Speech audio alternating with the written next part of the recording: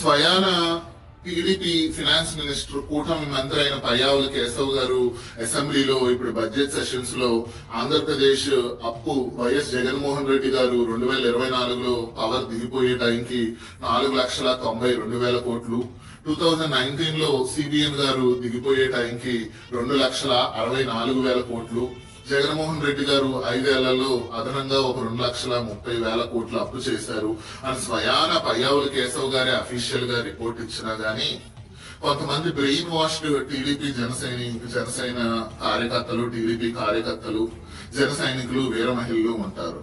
వాళ్ళు ఏంటంటే నువ్వు ఓన్లీ అఫీషియల్ లెక్కలే చెప్తున్నావు బ్రో, కొన్ని గవర్నమెంట్ బిల్డింగ్స్ కూడా జగన్మోహన్ రెడ్డి తాకట్టు పెట్టేశాడు, మన ఆంధ్రప్రదేశ్ లో ల్యాండ్లు తాకట్టు పెట్టేశాడు, రుషికొండను తాకట్టు పెట్టేశాడు, వైజాగ్ బీచ్ తాకట్టు పెట్టేశాడు, మచిలీపట్నం పోర్ట్ తాకట్టు పెట్టేశాడు, కడప స్టీల్ ప్లాంట్ తాకట్టు పెట్టేశాడు అనేసి వాళ్ళు ఇష్టం వచ్చినట్టు వాగుతారు.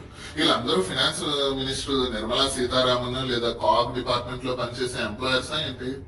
పయ్యావుల కేశవ్ గారు అఫీషియల్ గా లెక్కలు రిలీజ్ చేసినా గానీ మీరు మీ మత్తులోంచి, మీ బ్రెయిన్ వాష్ లోంచి బయటకు రారా?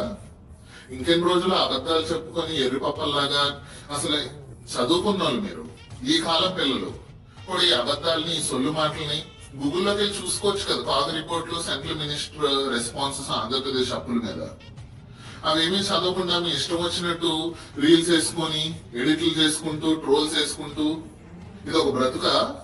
ఏది నిజమో ఏది అబద్ధమో మనమే ప్రజలకు చెప్పాలి కదా. ఉన్నది ఉన్నట్టు, నిజాలు నిజంగా చదువుకున్న వాళ్ళం బాధ్యతగా ప్రవర్తించాలి కదా, సోషల్లీ రెస్పాన్సిబుల్ గా ఉండాలి కదా. ఇంత మాత్రం సిగ్గు లేకుండా అబద్ధాలు ప్రచారం చేసి రాష్ట్రాన్ని ఎటు తీసుకెళ్దామని, అధోగతి పాలు చేద్దామనా? ఇప్పటికైనా మారండి.